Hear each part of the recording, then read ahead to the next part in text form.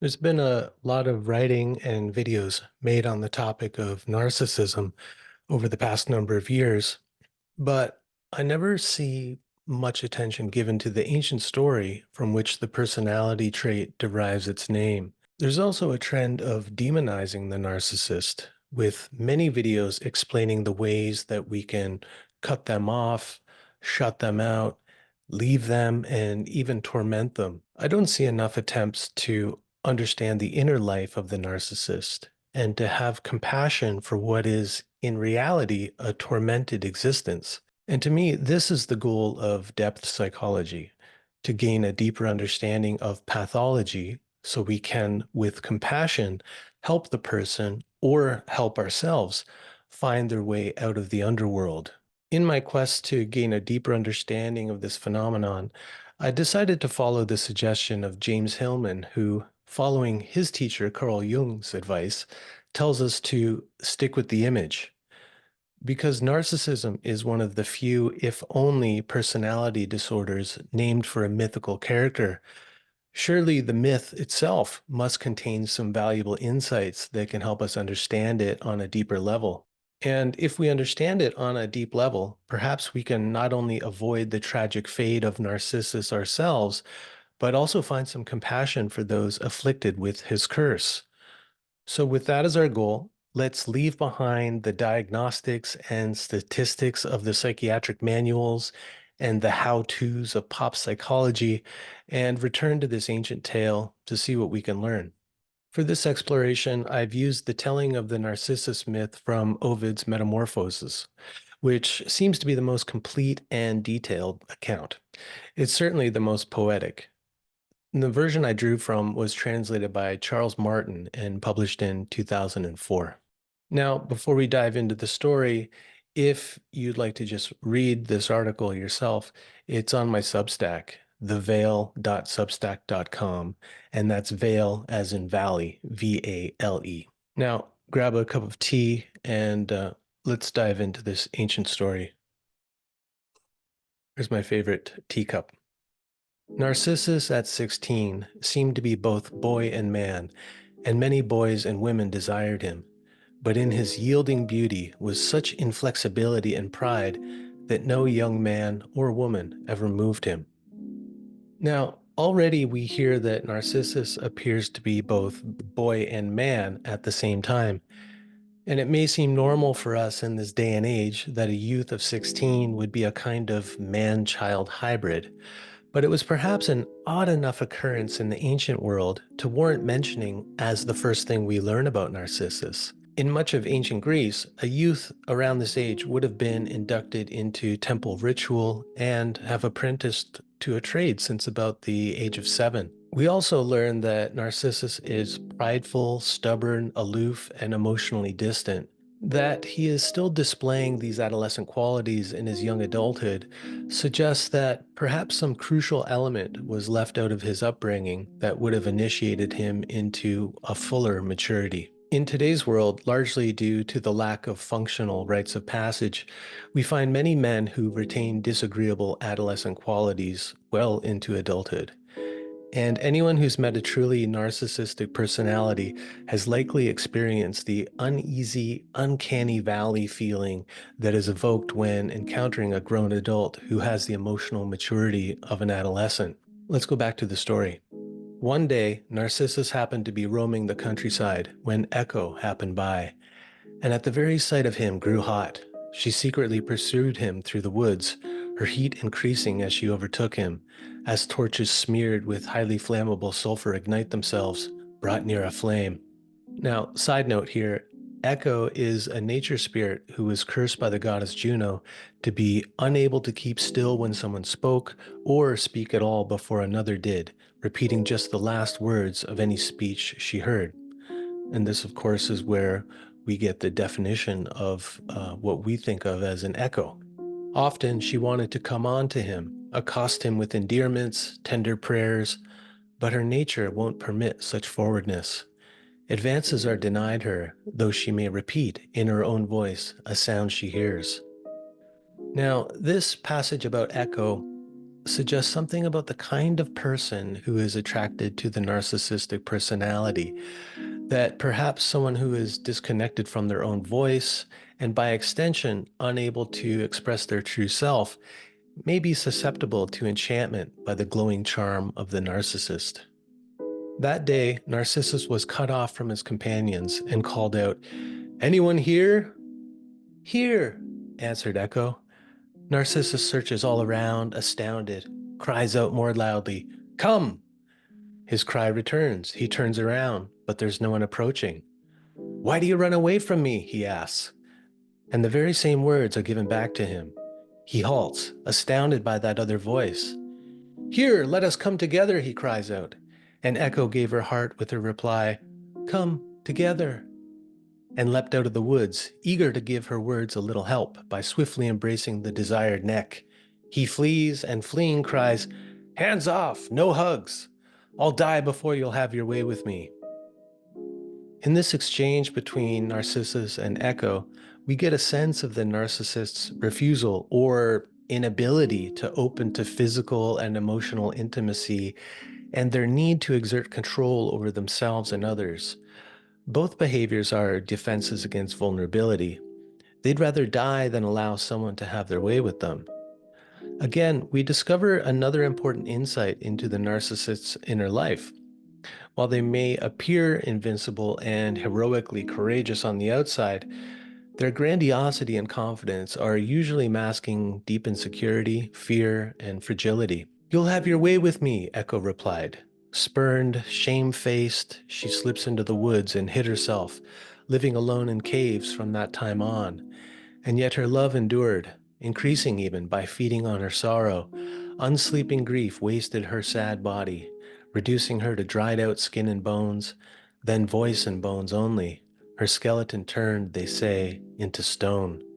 Now only voice is left of her, on wooded mountainsides, unseen by any, although heard by all, for only the sound that lived in her lives on. While this passage is more about Echo's fate than Narcissus's, it describes through powerful imagery the effect that shame and unrequited love have on the soul, leaving one alone, wasted, dried out, a mere echo of one's former self. He trifled with her and so many others, water nymphs, nymphs of the wooded mountains, as well as a host of male admirers. One of those spurned raised his hands to heaven. "May he himself love as I have loved him," he said without obtaining his beloved, and Nemesis assented to his prayer. Narcissus's trifling with Echo and his other admirers resonates with the emotional games that narcissists often play with people, drawing them close only to withdraw or push them away. When one trifles with another, it shows a lack of respect for the other, hinting at an inflated sense of self, what the Greeks called hubris. In ancient Greece, someone was guilty of hubris when they had the arrogance to assume the status of a god or otherwise go against the gods, which is the downfall of many heroes of myth. Nemesis is the Greek goddess that brings retribution for the offense of hubris. She's a personification of the force of nature that maintains balance in the cosmos and keeps mortals in their rightful place. Psychologically, we can understand Nemesis as the enemy of the inflated ego. And as many of us have experienced, anyone who challenges the narcissist's ego will quickly become their nemesis. There was a clear pool of reflecting water, unfrequented by shepherds with their flocks or grazing mountain goats. No bird or beast, not even a fallen twig, stirred its surface. Its presence nourished greenery around it, and the surrounding trees would keep it cool. Worn out and overheated from the chase, here comes the boy, attracted to this pool as to its setting, and reclines beside it. As he strives to satisfy one thirst, another is born. Drinking, he's overcome by the beauty of the image that he sees. He falls in love with an immaterial hope, a shadow that he wrongly takes for substance. The details in this passage tell us something important about the affliction of narcissism. Notice that the pool is completely isolated. There are no shepherds, no beasts or birds, nothing to disturb its reflecting surface. It speaks to the fragile nature of the narcissist's false self-image. As the passage states, there's no substance to it. It's merely a shadow. It's fragile because it's not based on reality. To preserve the illusion, the narcissist must always stay cool and keep anyone from getting too close.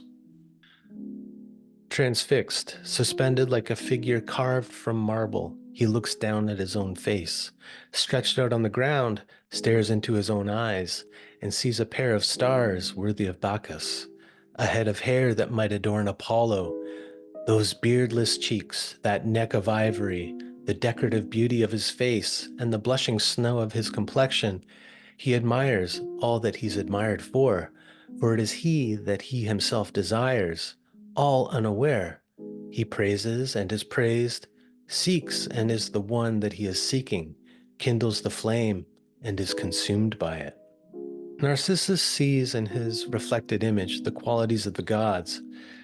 It's an idealized self-image, more like a marble carving than a human face. There's a deep insight here if we look or listen deeply enough. What is it that Narcissus desires? He sees in his reflection an image of perfection. And what is God if not an image of perfect wholeness, what Carl Jung called the imago Dei, projected outwards? When this God image is projected onto one's self-image, their ego, it forms a perpetual feedback loop that keeps the person from developing their human qualities. If I'm perfect and whole, what more is there to do? And just like a jealous monotheistic God, the narcissistic ego needs constant affirmation and adoration. If we follow another of James Hillman's rules of thumb and follow the symptom, the story suggests that what the narcissist truly desires is God. And from this, we can speculate that perhaps the antidote to narcissism is an awakening to the spiritual realm and the cultivation of a religious attitude that recognizes that I'm not perfect and there are forces in the universe much greater than me. Jung himself asserted that the main interest of my work is not concerned with the treatment of neurosis, but rather with the approach to the numinous. The fact is that the approach to the numinous is the real therapy, and inasmuch as you attain to the numinous experiences, you are released from the curse of pathology. Numinous is a term that Jung borrowed from philosopher and psychoanalyst Otto Rank to describe the indescribable experience of a spiritual power, entity, or reality that evokes what Rank called mysterium tremendum, a sense of something mysterious, overwhelming, and daunting, which elicits from us a sense of diminution, humility, submission, and creatureliness. It was this key idea of Jung's, that the cure for pathology was theology, that inspired the letting go and letting God aspect of the Alcoholics Anonymous 12 steps. Interestingly, there is a strong correlation between narcissistic personality disorder and alcoholism.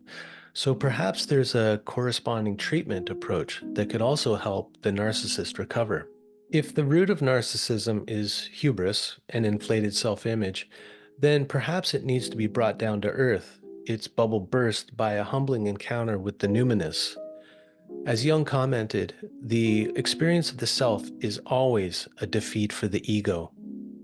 For Jung, the self was itself numinous, a sort of God. Considering the numinous encounter as an antidote for narcissism leaves us with the question of how to initiate this kind of ego-shattering experience. It's likely to be catastrophic for the narcissistic ego, as the tragic end of the Narcissus myth so powerfully illustrates.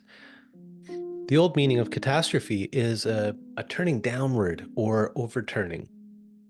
And that might be just what the narcissistic personality needs to overturn the tyrannical ego in order to have an experience of the deeper self. Jung student Marie-Louise von Franz writes, "The actual process of individuation, the conscious coming to terms with one's own inner center or self, generally begins with a wounding of the personality. But we must be very careful. There are numerous reports of how psychotic breaks can be triggered by the ingestion of psychedelics, intensive meditation retreats, and other spiritual practices. What these kind of experiences share is that they offer the potential for a sudden encounter with the numinous mystery. In some cases, such as with smoking DMT, an ego death experience is often the primary aim. But without a self image that is related to the greater self or greater mystery, what Jung called the ego self axis, egocide easily has the potential to lead to suicide. Jungian psychologist Donald Sandner wrote about the potential of transformative ritual to break the narcissistic ego out of its closed feedback loop through a death rebirth experience. He writes, death and rebirth are the mythological symbol for a psychological event, loss of conscious control, and submission to an influx of symbolic material from the unconscious. Personality growth is usually thought of as cumulative, a gradual expansion through time as ego consciousness gains experience and wisdom, but often it turns out to be only a pursuit of illusory ideals. Then there is a cessation of growth, stultifying depression, or, more ominously, severe illness. At that point, no halfway measures will do. A thoroughgoing transformation is necessary for the individual's survival. Like the sun, the ego must prepare itself for a plunge into the darkness of the unconscious underworld, there to experience rejuvenation. That's from his book, Navajo Symbols of Healing, a Jungian Exploration of Ritual, Image, and Medicine from 1979. Having explored the nature of narcissism and its potential antidote, let us re-enter our story at the point in which Narcissus's self-love turns into self-torment, considering it both as a cautionary tale of what happens when the narcissist's self-image is disturbed too suddenly and too completely, and as a way to better understand and have compassion for the narcissist's accursed affliction. How many times in vain he leans to kiss the pool's deceptive surface or to plunge his arms into the water, keen to clasp the neck he glimpses but cannot embrace. And ignorant of what it is he looks at, he burns for what he sees there all the same, aroused by the illusion that deceives him. Why even try to stay this passing fancy? Child, what you seek is nowhere to be found. Your beloved is lost when you avert your eyes. That image of an image, without substance, arrives with you, and with you it remains, and it will leave when you leave, if you can. For neither his hunger nor his need for rest can draw him off. Prone on the shaded grass, his insatiate stare fixed on that false shape, he perishes by his own eyes. My grief is draining me, my end is near. Soon I will be extinguished in my prime. This death is no grave matter, for it brings an end to sorrow. Of course, I would have been delighted if my beloved could have lived on, but now in death we two will merge as one. Maddened by grief, he spoke and then turned back to his image in the water, which his steers had troubled. When he saw it darkly wavering, he cried out, "Stay! Where are you going, O cruel, to desert your lover? Touch may be forbidden, but looking isn't. Then let me look at you and feed my wretched frenzy on your image." And while he mourned, he lifted up his tunic, and with hard palms he beat on his bare breast until his skin took on a rosy color, as parti-colored apples blanch and blush, or clustered grapes that sometimes will assume a tinge of purple in their unripened state. The water clears, he sees what he has done, and can bear no more. Just as the golden wax melts when it's warmed, or as the morning's frost retreats before the early sun's scant heat, so he dissolves, wasted by his passion, slowly consumed by fires deep within. Now is no more the blushing white complexion, the manly strength, and all that pleased the eye, the figure that was once quite dear to Echo. And seeing this, she mourned, although still mindful of her angry pain, as often as the wretched boy cried, "Alas!" she answered with, "Alas." And when he struck his torso with his fists, Echo responded with the same tattoo.